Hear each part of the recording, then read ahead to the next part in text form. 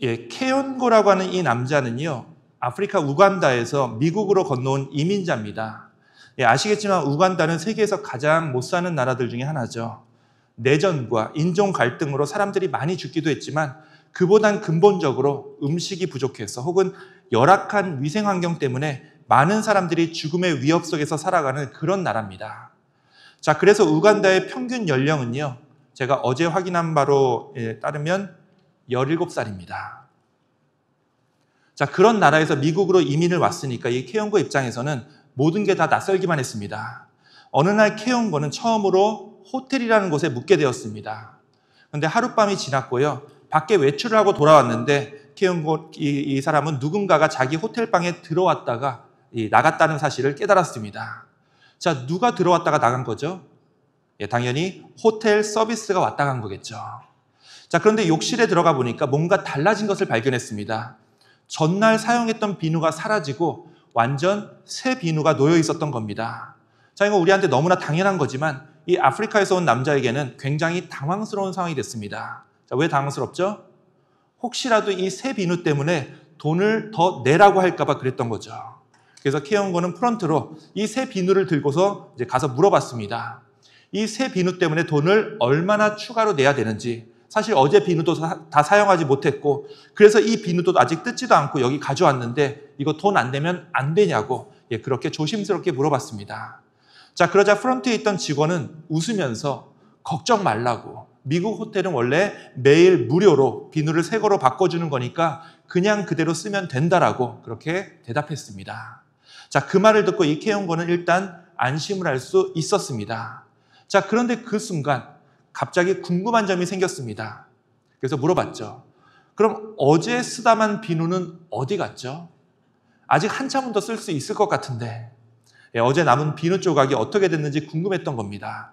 그러자 직원은 다 버린다라고 대답을 했죠. 사실 이것도 우리에게 너무나 당연한 상식입니다. 미국에 있는 모든 호텔은요, 쓰다만 비누는 다 버립니다. 다른 사람이 사용했던 비누가 좀 이제 내가 쓰기에 더럽다는 인식이 있어서 그렇겠죠.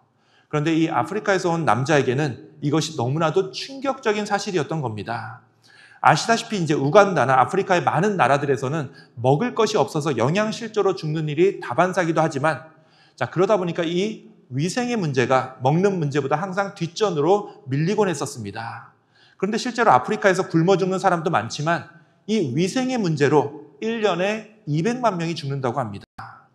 당연히 아프리카의 많은 사람들에게는 비누를 사는 것 자체가 굉장히 사치스러운 일인데 그런 귀한 비누를 아무렇지도 않게 버린다고 하니까 이 남자는 놀랄 수밖에 없었던 겁니다. 자, 그런데 이때 이 케ion고는 이런 생각을 하게 됩니다. 이 버려졌다고 하는 비누들을 모아가지고 이 아프리카 사람들이 손만 씻을 수 있어도 각종 질병과 설사병 같은 것을 예방할 수 있지 않을까. 자, 이 순간이 중요합니다.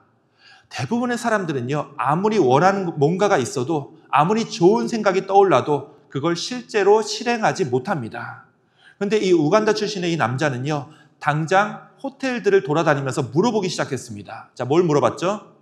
미국에 있는 호텔에서 버려지고 있는 이 비누들을 수거할 방법이 없는지 하고 물어봤던 겁니다. 처음에 이 호텔들이 케ion고가 하는 일을 이상하게 생각했지만 어차피 버리는 비누들이기 때문에 그에게 폐기할 비누들을 모두 다 내주게 됩니다. 그는 수거한 비누들을 긁어내고 모아가지고 다시 녹여서 소독하는 방법을 구상했고요. 아주 간단한 이 재활용 시설을 갖춰서 새로운 비누들을 생산하기 시작했습니다. 마침내 그는 100톤 정도의 비누를 만들어냈고요. 이 위생교육 프로그램과 함께 이 4개의 대륙 32개국 사람들에게 배포하는 이 글로벌 비누 프로젝트를 시작했습니다. 자, 그로 인해서 아프리카와 다른 가난한 사람들의 위생 수준을 대폭 향상시킨 이 케ion고는 CNN에서 선정하는 세계의 영웅 중 한 사람으로 선정되게 되죠. 자, 이 남자가 이 혁신적인 프로젝트를 실현시킨 과정이 굉장히 재밌습니다. 사실 이 사람 처음에는요, 미국 땅에서 우리와 다를 바 없는, 어쩌면 우리보다 못한 힘없는 이민자로 왔었죠. 그런데 아무도 주목하지 않았던 그 호텔에서 버려지는 비누들을 모아가지고 재활용을 할 생각을 했던 것도 대단하지만 그것을 자기가 살고 있었던 고향 땅의 위생 문제를 해결하는 쪽으로 접근한 것이 굉장히 놀라웠습니다. 자, 어떻게 그런 일이 가능했던 걸까요? 이 케운고라는 남자는 비록 고향 땅을 떠나왔지만 마음속에 자기가 살았던 이 아프리카의 위생 문제들을 해결하고자 하는 강렬한 열망이 있었다라는 겁니다. 그러니 호텔에서 비누를 하루만 쓰고 버린다는 이 당연한 사실을 듣고서도 그것을 어떻게 모으고 어떻게 활용할지 고민했고요. 이렇게 좋은 결과도 만들어낼 수 있었다라는 거죠. 자, 우리 인간이 그렇습니다. 우연히 뭔가 새롭고 이게 좋은 게 저절로 만들어졌다. 자, 이런 건 없습니다. 그 이전부터 계속 마음속에 뭔가를 간절히 원해야만 그 소망대로 그리고 그 관심대로 실제로도 이룰 수 있기 때문입니다. 자, 그런데 여기서 간절히 원해야 이루어진다라고 하는 이 말은요, 늘 좋은 쪽만 해당되는 얘기도 아니죠. 나쁜 것도요, 간절히 원하면 이루어집니다. 아니, 나쁜 게 사실 더 잘 이루어지죠. 사탄이 열심히 도와주니까요. 한 부부가 있었습니다. 둘이 동갑내기 부부로 알콩달콩 잘 살다가 60살이 되어서 함께 환갑잔치를 했습니다. 잔치가 끝날 무렵에 갑자기 하나님이 짠 하고 나타나셔서 하나님께서 말씀하셨습니다. 하나님은 해피 버스데이, 생일이 아니죠. 예, 해피 애니버서리, 예, 그리고 환갑잔치죠. 같이 축하한다면서 그동안 예쁘게 살아온 이 부부에게 소원을 하나씩 말해보라고 얘기했습니다. 그러자 아내는 이렇게 얘기했습니다. 하나님, 제 소원은요, 사랑하는 남편과 세계 일주를 하는 겁니다. 세계 일주를 할 수 있는 크루즈표를 저에게 주십시오. 자, 이렇게 얘기를 하니까 갑자기 정말로 팔랑거리면서 하늘에서 세계 일주 크루즈 티켓 2장이 이 발 앞에 떨어졌습니다. 곧이어 하나님은 남편에게도 소원을 들어주겠다면서 너의 소원은 무엇인지 물어봤습니다. 그런데 이 남편은요, 못된 표정을 지으면서 이렇게 말하는 겁니다. 하나님, 저는 늙은 마누라하고 사는 것이 실증이 납니다. 저보다 30살은 젊은 예쁜 아내를 주십시오. 참 못된 마음이죠. 인간은 기본적으로 악한 존재입니다. 그렇기 때문에 아무리 좋은 사람이고 아무리 평판이 자자한 사람조차도 이렇게 이기적인 생각을 품게 된다는 거죠. 자, 이기적인 생각을 갈망할 뿐만 아니라 그것이 이루어지도록 바라고 실행하면서 죄를 짓는 존재가 바로 우리 인간이기 때문입니다. 자, 늙은 마누라랑 사는 것이 실증이 나서 자기보다 30살은 젊은 아내를 바랬던 이 남편의 소원도 결국 하나님은 들어주셨습니다. 다만 아내는 그대로였고 남편만 갑자기 90살 노인이 되었습니다. 자, 이런 얘기는 이제 비록 나쁜 걸 소망했음에도 하나님께서 제대로 벌을 주셨다는 그런 속 시원한 결말이라도 들려주고 있지만, 문제는 우리 현실에서 이와 같은 권선징악, 즉 착한 사람이 복을 받고 나쁜 사람은 벌을 받는다는 이 원리가 제대로 지켜지지 않는다는 겁니다. 현실은 언제나 혹독하죠. 나쁜 걸 바라면요, 그것을 얻기 전에 하나님께서 빨리 벌을 주시든 아니면 어떻게 하든 간에 죄 짓기 전에 좀 멈춰주시면 참 좋겠지만 현실은 늘 녹록지가 않습니다. 그래서 나쁜 생각은요, 생각에서만 멈춰지지 않고 결국 죄로 나타나곤 합니다. 자, 아담과 하와가 선악과를 봤을 때 분명 먹어서는 안 되는 열매였지만 먹음직도 하고 보암직도 하다라고 했습니다. 자, 여기까지는 머릿속에 있는 생각 그대로입니다. 이걸 진짜로 먹는 거랑 먹을까 말까 고민하는 상태는 다른 거죠. 근데 꼭 나쁜 생각은 마음속에 품는 것으로 끝나지 않고 실제로 선악과를 먹는 그런 현실로 반영이 됩니다. 자, 이 가인도 그랬었죠. 동생을 죽이기 전에 하나님께서 먼저 경고하셨습니다. 딱 거기서 멈췄다면 아무 일도 일어나지 않았을 텐데 결국 가인은 자기의 나쁜 생각대로, 자신의 나쁜 충동대로 동생 아벨을 죽이게 됩니다. 자, 다윗 왕도 마찬가지였죠. 하나님의 마음에 합한 자라는 평가를 받은 그였지만 그가 우리아의 아내를 보고서 나쁜 생각을 품었고요. 그 생각은 생각에 그치지 않고 결국 죄로 나타났습니다. 자, 어떤 죄로 나타났죠? 밧세바로 하여금 간음하게 만들었고요. 죄 없는 남편 우리아를 죽였습니다. 그리고 밧세바와 다윗 사이에 태어난 아들도 결국 죽게 되었죠. 순간의 나쁜 생각이 꼬리에 꼬리를 물게 되면서 더 많은 그리고 더 깊은 죄를 만들어내는 것이 바로 우리 인간이라는 존재라는 겁니다. 이것이 바로 우리 인간이 결국 죄인이라고 말하는 이유일 겁니다. 자, 그런데 우리 인간이 이렇게 죄인임에도 불구하고 여전히 우리가 희망을 얘기할 수 있는 이유가 있습니다. 바로 우리 인간은 나쁜 것만을 생각하는 존재가 아니라 선한 것, 좋은 것도 갈망하는 존재이기 때문에 그렇습니다. 우리는 타락한 존재이기 이전에 하나님의 아름다운 피조물입니다. 우리는 죄인이기 이전에 예수님께서 그 귀한 생명을 통해서 구원해 주신 존재죠. 그리고 이제는 하나님께서 우리를 그분의 귀한 자녀로 삼아 주셨습니다. 그런 우리이기 때문에 우리는 죄된 생각만 마음에 품는 것이 아니라 좋은 것, 아름다운 것을 바라게 되고요. 또 그것을 실현하는 그런 능력을 가진 존재라는 겁니다. 우리가 하나님의 자녀이고 하나님의 아름다운 피조물이기 때문에 우리는 이 죄가 가득한 세상 속에서도 선한 것을 품을 수 있고요. 또 그것을 우리 삶 속에서 진짜로 실현해낼 수 있는 그런 존재라는 겁니다. 자, 여러분께서 지금 마음속에 간절히 소망하는 것이 있으시다면 나쁘고 죄 짓는 것 말고요. 그냥 그거 버리지 마시고 꼭 그 소망 계속 간직하시기 원합니다. 결국 반드시 여러분의 소망은 이루어지기 때문에 그렇습니다. 자, 오늘 본문의 이 여인이 똑같은 일을 겪었는데요. 이 여인은 12년 동안 혈류병을 앓고 있었던 그런 여인입니다. 이 병을 고치기 위해서 그녀는 수많은 의사를 만났고요. 그 과정에서 가지고 있는 모든 재산을 다 허비했다라고 성경은 말하고 있습니다. 자, 자그만치 12년입니다. 다 공감하시겠지만 이게 당장 죽을 병에 걸린 게 아니면요. 아무리 고통스럽고 불편해도 한 몇 년 정도만 지나면 사실 어떤 병을 가지고 있든 간에 우리 이제 인간이라는 존재는 결국 적응하고 살만한 그런 시간이 되어버립니다. 그런데 이 여인은 달랐죠. 예수님이 자기 마을에 왔다는 소문을 들었고요. 이 여인은 예수님을 만나러 가기 위해서 예수님께로 나아갑니다. 그럼에도 이 여인은 예수님께 차마 앞으로 나타나서 고쳐달라고 얘기를 못했습니다. 자, 왜 못했죠? 이 여인이 앓고 있었던 이 혈루병은요, 이 하혈이 멈추지 않는 부인병의 한 종류인데요. 당시 모세 율법에 따르면 이것은 굉장히 부정한 병이었습니다. 이 병에 걸리면요, 그 여자와 접촉하는 것, 마주보는 것 자체가 모두 불결한 행위로 간주되었던 겁니다. 그러니 이 여인은 예수님 앞에 나서서 자기의 그 하혈하는 몸을 고쳐달라고 하는 그 말조차도 입 밖으로 참아낼 수가 없었던 거죠. 아마도 이 여인은 수많은 사람들에게 자기 병을 밝혔다가 외면당하고 거절당했던 경험을 이미 가지고 있었을 겁니다. 그러니 이 중요한 순간에도 예수님마저도 날 거절하지 않을까, 그런 의심을 가지게 되었었고요. 차마 용기를 낼 수가 없었던 거죠.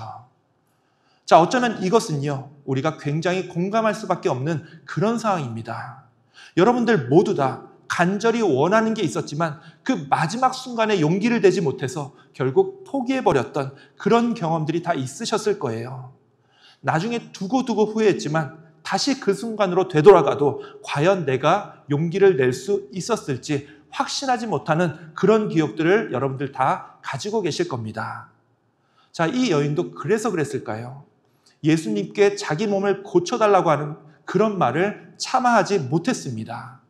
예수님께 나아갔지만 결국 그 말을 못 꺼냈던 거죠. 그런데 이 여인은요, 정말로 자기 운명을 바꾸고 싶어 했습니다. 예수님께 말을 못 꺼냈지만 대신 뒤로 몰래 쫓아가서 결국 예수님의 옷을 만졌던 겁니다. 이게 별거 아닌 것 같지만 사실은 이거 굉장히 용기를 낸 행동이었죠. 당시 유대 사회는요, 여인이 남자 옷을 만지는 것 자체가 굉장히 금기시되어 있었던 때입니다. 게다가 그 상대가 누구죠? 모두에게 메시아로 추앙받고 있었던, 정말 보통 사람들은 똑바로 쳐다볼 수조차 없었던 바로 그 예수님이었습니다.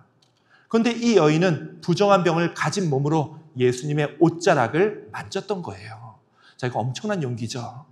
정말 간절히 원했기 때문에 이런 용기를 낼 수 있었던 겁니다. 그리고 간절히 원하면 어떻게 된다고 했죠? 간절히 원하면 이루어집니다. 아니, 간절히 원해야만 이룰 수가 있다는 거예요. 이 여인도 간절히 원했기 때문에 결국 예수님의 옷자락에 자신의 손가락이 닿는 순간 자신의 몸이 깨끗하게 나음을 받는 그런 놀라운 기적을 체험할 수 있었다는 겁니다. 80이 넘는 한 할머니가 어느 조그마한 교회에서 가족도 없이 혼자 신앙생활을 하고 있었습니다.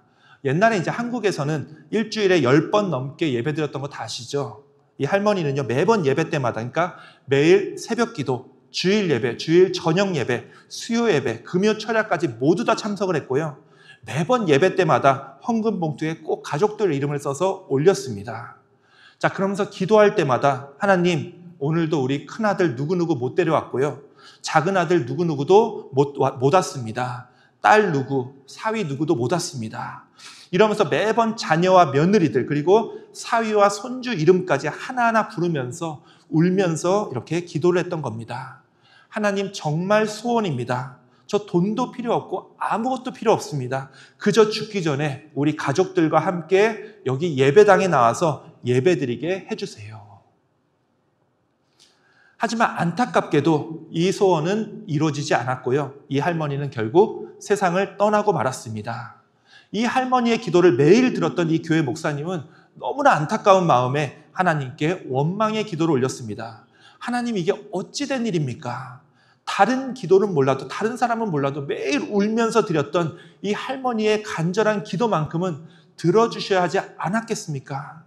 아니, 할머니가 돌아가시기 전까지 매일 주님께 기도하셨는데 가족 중에 어떻게 한 명도 예수 믿고 교회 나온 사람이 없다라는 게 이게 웬 말입니까? 자, 이렇게 기도를 하다가 이 목사님은 갑자기 어떤 생각 하나가 떠올랐습니다. 여러분들 이제 물론 다 그런 건 아니지만 기도하시다가 갑자기 떠오른 생각은요, 정말 하나님께서 주시는 아이디어일 때가 많습니다. 이 목사님이 그랬습니다. 목사님은 기도를 마치자마자 그 할머니의 장남에게 전화를 걸어서 이 할머니가 살아계셨을 때 이 가지고 계셨던 그 신앙대로 교회에서 장례식을 올렸으면 한다는 그런 뜻을 전했습니다. 그러자 이 장남은 오히려 감사하다고 말하며 목사님께 이 장례식을 잘 치러달라고 부탁을 했습니다. 결국 장례식 예배를 이 교회에서 잘 마쳤고요. 목사님은 이제 장례식의 마지막 기도를 이렇게 올렸습니다. 하나님, 감사합니다. 그토록 할머니가 자손들이 교회 한번 오는 것이 소원이라고 했는데 오늘 이렇게 다들 모였습니다. 우리 할머니 새벽마다, 밤마다 큰아들 누구누구, 작은아들 누구, 큰딸 누구, 작은딸 누구, 손자 누구, 손녀 누구, 이렇게 거의 20명 정도 되는 가족들의 이름을 하나하나 호명하면서 기도를 했던 겁니다. 자, 그런데 우리야 기도할 때 눈 감고 있지만 이 교회 안 다녀본 사람들은 기도할 때 몰래 눈 뜨고 있잖아요. 근데 보니까 이 목사님께서 기도할 때 눈을 꼭 감고 자기들 이름을 다 기억해서 하나하나 호명하는 것을 보고서 너무나 속으로 놀랬던 겁니다. 장례식을 마치자마자 가족들 모두가 목사님에게 다가와서 어떻게 우리 가족들 20명의 이름을 하나도 안 틀리고 다 외우고 계시냐고 물어봤습니다. 그러자 그 목사님은 할머니가 지금까지 내셨던 이 헌금 봉투 다발을 가족들에게 보여줬습니다. 자, 그 헌금 봉투에는요, 가족들 이름이 빼곡히 적혀 있었고 곳곳에 눈물 자국으로 보이는 얼룩들이 묻어 있었던 겁니다. 그러면서 목사님은 이렇게 얘기했죠. 여러분의 어머니, 할머니가 매일 아침 저녁으로 여러분의 이름 하나하나를 부르면서 기도하셨는데 오랜 시간이 지나고 나니까 저도 여러분의 이름을 다 외워버렸습니다. 여러분 부디 우리 할머니의 간절한 소원대로 다음 주일부터는 가까운 교회에 나가시기 원합니다. 예, 그러고서 그 다음 주일이 되었습니다. 이제 아침이 되었는데 목사님은 교회에 나와서 깜짝 놀랐습니다. 왜 놀랬죠? 예, 할머니의 자녀들과 손주들 20명 모두가 예배당 앞자리는 아니고요, 저 뒷자리를 꽉 채우면서 앉아 있었기 때문입니다. 여러분들 정말로 간절히 원하면요, 결국 이루어집니다. 하지만 그냥 이루어지진 않습니다. 이 할머니처럼 매일 하나님 앞에 간구하는 마음이 있어야 하고요, 혈루병을 앓았던 이 여인처럼 마지막에 자신의 삶을 바꿀 수 있는 용기를 내어야 합니다. 사랑하는 우리 베델교회 교우 여러분, 여러분들은 어떤 소원을 여러분의 마음에 지금 품고 계십니까? 그걸 위해서 하나님 앞에 간절히 기도하고 계십니까? 여러분이 가지고 있는 그 소원들이 정말 선하고 하나님의 뜻에도 합당한 그런 소망들이길 원합니다. 그리고 이번 한 주 여러분의 그 간절함에 응답하시는 하나님의 놀라운 역사가 여러분 삶 속에서도 아름답게 실현되시기를 우리를 구원하신 우리 구주 예수 그리스도의 이름으로 간절히 축원합니다. 우리 기도하겠습니다.